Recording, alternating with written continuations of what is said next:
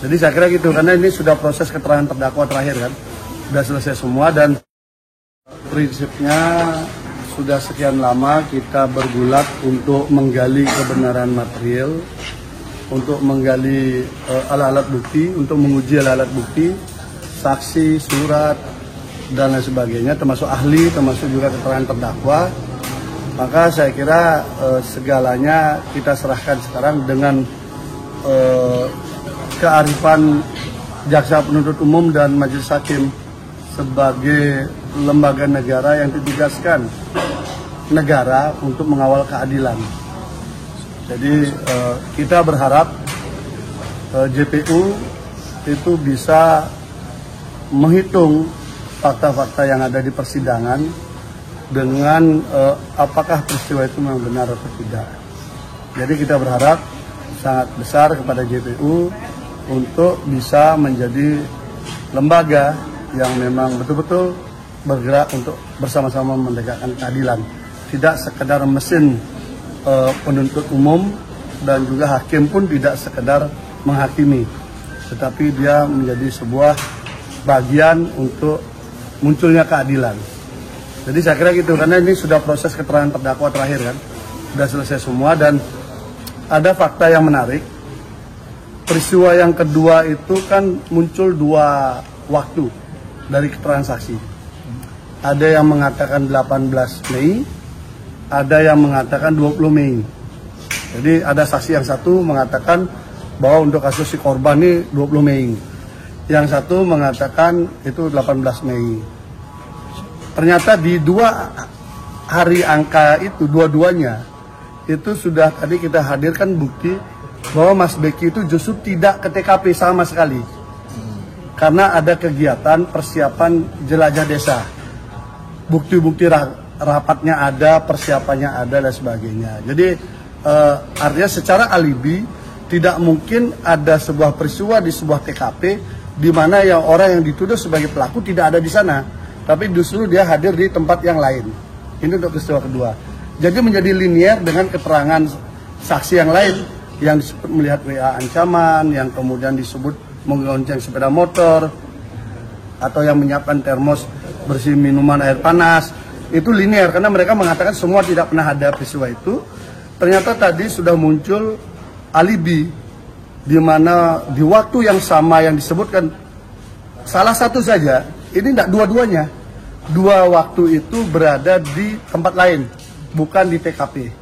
Dengan ada bukti foto, kebetulan ada orang nge-share kegiatan itu, beliau ada di situ memimpin rapat. Jadi persiapannya jelajah desa dan lanjut kemudian persiapan berangkat jelajah desa. Gitu. Dan itu semua berangkat dari pondok, bukan dari TKP. Bang, terkait masalah keterangan dari saksi yang sebelumnya dibantah dan dibenarkan itu, apa aja yang dibenarkan, Bang? Saksi yang dibenarkan adalah ada proses pengenalan, interview, tetapi lokasinya salah. Lokasi itu di teras, itu sama semua. Tidak ada spesial hanya korban dibuatkan tempat tersendiri, itu nggak ada. Sama semua dan itu linear dengan saksi-saksi yang lain yang mengatakan ada di situ. Kemudian proses bahwa ada pernah didatangi orang rame-rame itu memang betul, tapi konteksnya adalah konteks organisasi, di mana ada gerakan yang ingin menumbangkan beliau untuk berhenti menjadi ketua umum OPSID, Organisasi Pemuda Sidikiyah. Dan beliau sebenarnya menyampaikan, tidak masalah saya kalau diganti, yang penting itu atas perintah Pak Kiai, karena yang menunjuk beliau adalah Pak Kiai gitu loh. Jadi posisinya di sana, dan beliau menyampaikan bahwa nama-nama beliau memang ditempatkan di berbagai lembaga maupun di berbagai usaha. Tapi beliau tidaklah fokus di usaha itu ataupun di lembaga itu, termasuk di IMQ maupun MQ gitu. Karena beliau juga mengatakan linear dengan saksi sebelumnya, beliau memang pernah disuruh, dimintai untuk mengajar, itu mengisi ruang kosong tahun 2012. Tahun 2013 sampai sekarang itu tidak pernah mengajar. Jadi tidak pernah menjadi guru. Dan itu linear juga, walaupun saksi korban mengaku bahwa dia gurunya, tetapi di sidang juga mengaku tidak pernah diajar oleh korban. Hanya tidak ada relasi hubungan guru dengan murid juga di sana gitu. Bang, tadi JPU juga menyatakan kalau Mas Beki ini sendiri pernah pacaran, diakui berpacaran dengan salah satu saksi, dan juga ada laporan yang pernah dicabut. Itu seperti apa, Bang? Bukan. Jadi mengakui pacaran betul. Kemudian bahwa pernah ada kasus, iya. Kasus itu kemudian selesai dengan kesepakatan, itu tidak betul. Kenapa? Karena kesepakatan mereka itu berada kalau nggak salah di 2018. Selisih setahun itu baru kasusnya itu berhenti. Dengan pertimbangan dari penyidik adalah tidak cukup bukti. Nah, kenapa tidak cukup bukti? Pertama, karena mereka hubungannya hubungan pacaran. Kedua, 2018 ya? Ya, artinya dari laporan ya. Dia pacaran, tetapi juga pacaran pun tidak sampai berhubungan sangat jauh, tetapi sangat kuat potensinya yang bersangkutan adalah orang yang kecewa karena tidak berlanjut proses setelah pacarannya gitu loh. Jadi itu posisi yang ada dari peristiwa itu, dan itu tidak ada dalam dakwaan sebenarnya, itu hanya bumbu-bumbu saja, karena di dalam dakwaan JPU kan tidak disebutkan itu. Karena tugas kita di pengadilan ini kan menggali dakwaan sebenarnya. Dakwaannya itu benar atau tidak. Ada 2 peristiwa, ada beberapa nama yang disebutkan, kan begitu. Jadi kita lihat 2 dakwaan itu. Yang kalau yang disebut mantan pacar itu kan sudah bukan terkait dakwaan. Bang, itu kan kayak abang punya pacar, besok-besok dilaporin polisi, dibilang perkosa gimana? Bang, sudah pacaran. Bang itu kan tadi di luar dakwaan. Apa nggak ada keberatan dari JPU untuk menanyakan keberatan dari kuasa hukum terhadap JPU untuk aturan main yang dibangun oleh hakim itu masing-masing pihak diberikan waktu sebebas-bebasnya bertanya apa saja, tidak boleh disela. Sehingga kami berikan saja, toh juga nggak ada maknanya. Kenapa nggak ada maknanya? Karena nggak ada dalam dakwaan. Toh juga kemudian laporan itu sudah SP3. Kalau kasus sudah di SP3 dan bukan delik aduan, ini ya, tidak ada istilah perdamaian itu menyebabkan kasus itu berhenti.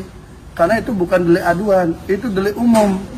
Delik yang harus diukur dengan alat bukti, terbukti atau tidak. Sehingga ketika itu dianggap tidak cukup bukti oleh penyidik, maka kasusnya dihentikan setahun kemudian. Jadi yang menghentikan itu bukannya terdakwa, bukan juga pelapor. Jadi yang menghentikan itu adalah penyidik. Tuh. Sehingga tidak ada korelasinya. Justru yang muncul adalah beliau menjelaskan tentang perbedaan. Ini kan sering cara pandangnya berbeda. Baik JPU maupun hakim dan kita pun menganggap sistem pendidikan di Ponpes itu sama persis dengan apa yang ada di formil yang lain. TK, SD, SMP, SMA, kemudian kuliah gitu kan. Pemahaman kuliah di sini ternyata bukan kuliah kayak di perguruan tinggi itu, tidak. Itu puncak pelajaran thoriqohnya yang langsung diajarkan oleh Pak Kiai. Sehingga dosennya, gurunya yang mengajarnya itu adalah Pak Kiai, dibantu oleh beberapa guru yang lain gitu loh. Jadi tidak ada jadi sarjana apa dan sebenarnya tidak ada di situ. Bang, penegasan lagi. Ya. Itu di SP3 atau dicabut? SP3 ya. SP3 bukan dicabut. Yang dilaporkan pelapornya tuh yang mantan pacar. Ini kan proses ini apa namanya? Pelapornya itu dia melaporkan, kemudian setelah mereka baik kembali, itu polisi tidak menghentikan, tetap melanjutkan. Sekitar setahun kemudian baru kasusnya dihentikan karena tidak cukup bukti. Gitu. Menurut jenengan dalam persidangan ini, dalam dakwaan apa yang istilahnya meringankan untuk pihak klien jenengan, Pak? Dakwaan itu kan isinya ada identitas, ada kronologis perbuatan pidananya apa gitu ya. Di sana disiapkan ada dua peristiwa, karena itu ditambah pasal 65 perbarengan konkursus itu. Nah sekarang dari 2 peristiwa itu, dua-duanya tidak mampu dihadirkan secara kualitatif bahwa itu peristiwa benar adanya sampai terakhir. Dari mana? Dari saksi, dari bukti, tidak ada. Misalnya disebutkan pasal 285 pemerkosaan itu misalnya. Kita tadi hadirkan chatnya tuh, kita konfirmasi betul, Masa ada orang habis diperkosa besoknya ngechat saya? Di mana ada rumusnya itu? Kan ada. Nah, justru yang ada jawaban-jawaban terdakwa di sana istilah jengkel gitu loh. Dan kita konfirmasi kenapa Anda menjawab dengan rada jengkel gitu loh. Jadi di situ aja kelihatan bahwa motifnya beda. Kalau itu kejadian 2017 jadi perkosa, mestinya langsung lapor. Jangan sampai 2019 baru lapor, baru nggak jadi dikawinin kan gitu.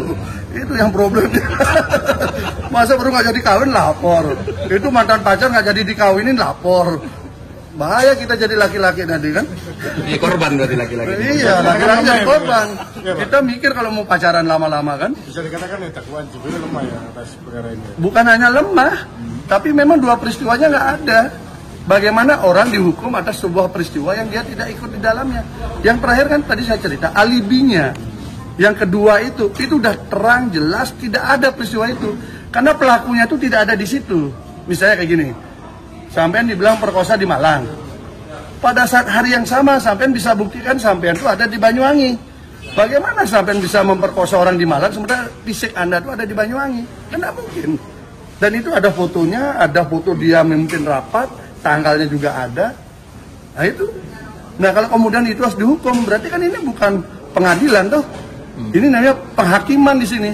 Satu lagi Bang, terkait satu aja ya. Satu lagi, nama korban yang tidak pernah dihadirkan JPU di persidangan menurut kacamata. Tadi muncul lagi, ya ini yang lucu. Tadi muncul hakimnya antusias mengejar nama itu. JPU juga antusias mengejar nama itu. Tapi kami minta untuk hadirkan kok nggak mau ya. Heran juga kita. Jadi tadi di nama itu disebutkan bahwa JPU berkali-kali lagi menyebutkan itu. Aneh aja kita. Kenapa nggak mau dihadirkan? Hakimnya juga satu hakim anggota antusias menjawab soal itu. Ya istilahnya untuk membuka kotak Pandora ini.